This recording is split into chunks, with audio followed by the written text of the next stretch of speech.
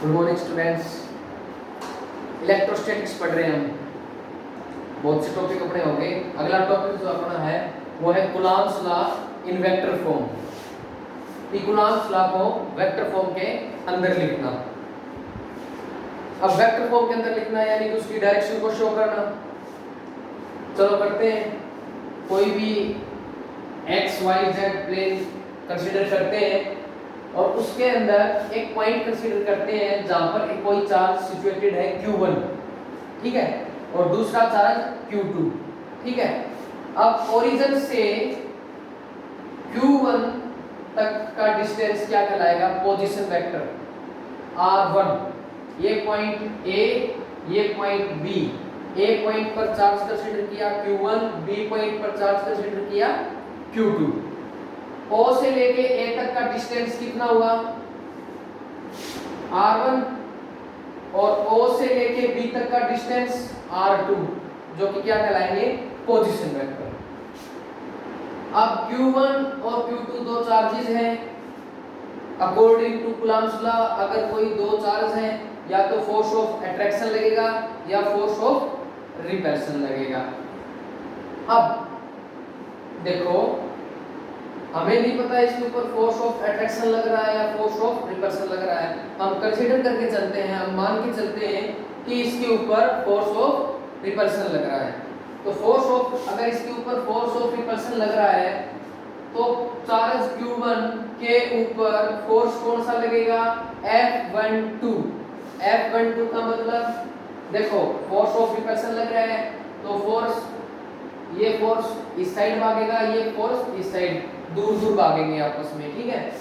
अब point A के ऊपर जो फोर्स लगना है वो लगना है F12।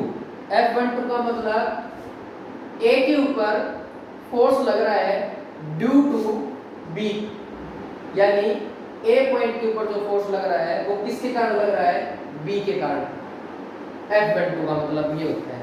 और F21 का मतलब क्या हो गया?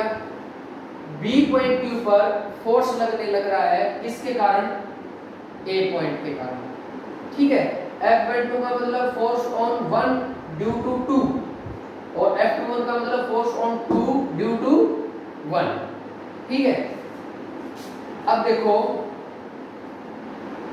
ये A पॉइंट है, ये B पॉइंट है, इसके ऊपर फोर्स F12, इसके ऊपर फोर्स F21। तो यहाँ का जो अपना पोजीशन वेक्टर या तो यूनिट वेक्टर बनेगा वो क्या बनेगा? देखो, R12 इस तरफ, क्योंकि ये पॉइंट A है, ये B है, R12 और R21 ऊपर की तरफ। ध्यान से देखो, R12 1 से 2 की तरफ, तो R12 2 से 1 की तरफ R21, ठीक है। अब मैं Coulomb's law in vector form निकालने लग रहा हूं। तो वेक्टर क्या चीज होती है? प्लस वन फिजिक्स के अंदर पढ़ा था, वेक्टर क्या चीज होती है? जिसका मैग्नीट्यूड भी हो और डायरेक्शन भी हो। तो वेक्टर का फॉर्मूला क्या बन गया? Vector is equal to magnitude into direction. और हमेशा किसी भी वेक्टर की डायरेक्शन को कौन दर्शाता है? ऑलवेज, हमेशा और हमेशा डायरेक्शन जो दर्शाएगा वेक्टर की, वो हमेशा कौन दर्शाएगा? Unit vector. कौन दर्शाएगा? Unit vector. और प्लस वन फिजिक्स के अंदर हमने पढ़ा भी होगा यूनिट वेक्टर क्या चीज होती है।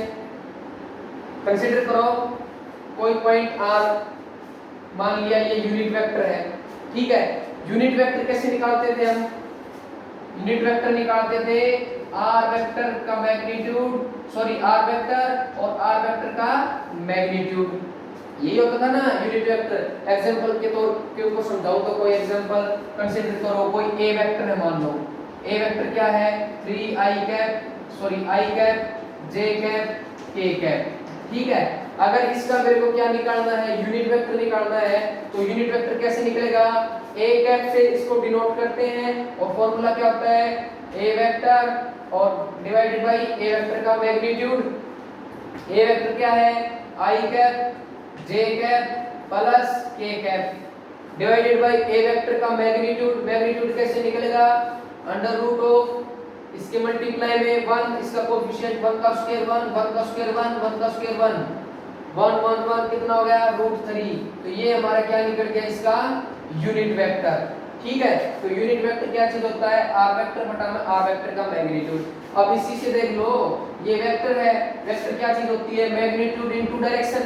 वेक्टर तो वही होता है ना जिसका मैग्नीट्यूड भी हो डायरेक्शन भी हो, और डायरेक्शन कौन दर्शाएगा, यूनिट वेक्टर हमेशा।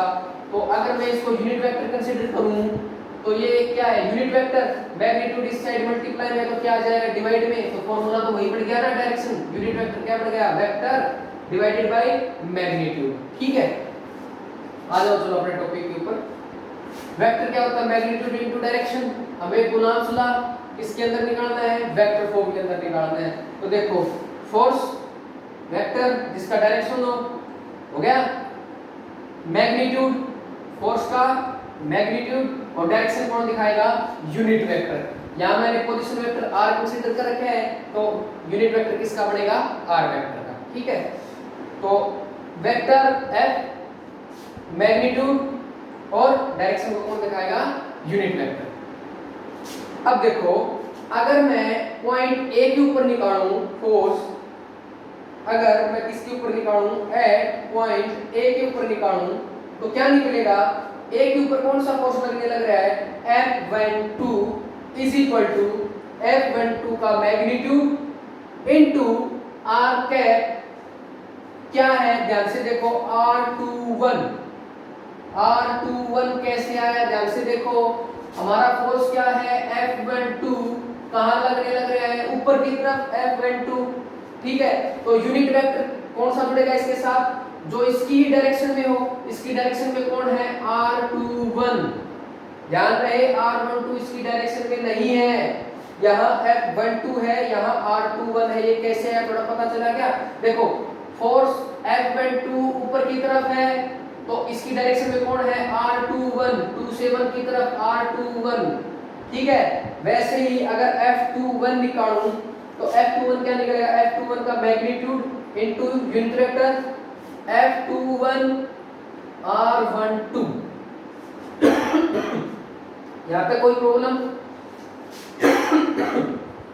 अब अकॉर्डिंग टू प्लॉन्क्स लॉ F12, ठीक है, F12 का मैग्नीट्यूड क्या होता था प्लॉन्क्स लॉ में, force 1/4 pi epsilon not q1 q2 divided by r square, और r कौन सा 21 वाला, तो r21 का स्क्वायर आएगा भैया।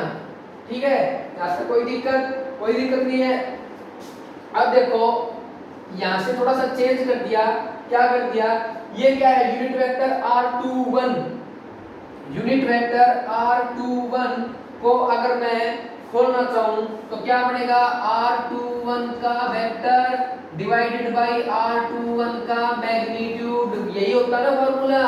तो पुट कर दो, देखो F12 as it is 1/4 pi epsilon naught as it is, Q1 Q2 as it is, R21 का स्क्वायर था, यहाँ क्यूब कैसे बना पता चला, इस R21 वेक्टर को, सॉरी R21 यूनिट वेक्टर को खोल दिया किसके अंदर, R21 vector divided by R21 का मैग्नीट्यूड। तो दो तो पहले से थे, एक और जुड़ गया, तो R21 का क्यूब इनटू R21 वेक्टर, यहाँ यूनिट वेक्टर था, यहाँ वेक्टर मिल गया है। ठीक है, यहाँ तो कोई दिक्कत। वैसे ही F21 4 pi epsilon not q1 q2 r12, यही था ना r12 इनटू यूनिट वेक्टर, इसको भी ऐसे ही सॉल्यूशन कर लिया, यूनिट वेक्टर को खोल दिया, वेक्टर अपॉन मैग्नीट्यूड।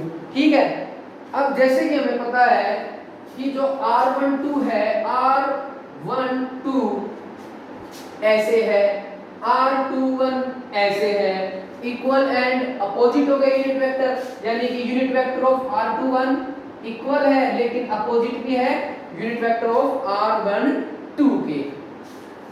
इसीलिए लगा लो या फिर वैसे भी लगा लो, फोर्स 12 का मतलब फोर्स A के ऊपर लग रहा है किसके कारण, B के कारण, और B पे फोर्स लग रहा है किसके कारण, A के कारण। तो दोनों के दोनों फोर्सेस क्या हो गए, इक्वल एंड अपोजिट। इस प्रकार हम ये भी कह सकते हैं कि कूलम्ब्स ला इंडक्टिव फॉर्म जो है वो न्यूटन थर्ड लॉ को भी ओबे करता है। न्यूटन थर्ड लॉ यही था ना, to every action there is equal and opposite reactions, यही था न्यूटन थर्ड लॉ। तो Coulomb's law inductive form Newton third law को भी ओबे करता है।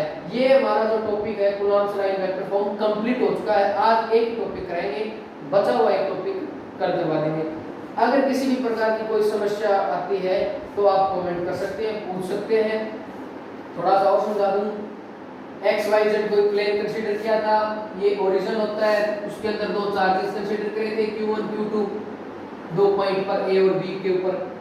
इसके ऊपर फोर्स लगेगा F12, इसके ऊपर लगेगा F21, क्योंकि दोनों एक दूसरे के ऊपर फोर्स लगाएंगे, वो उसके ऊपर फोर्स लगाएगा, वो उसके ऊपर फोर्स लगाएगा, तो F12 F21।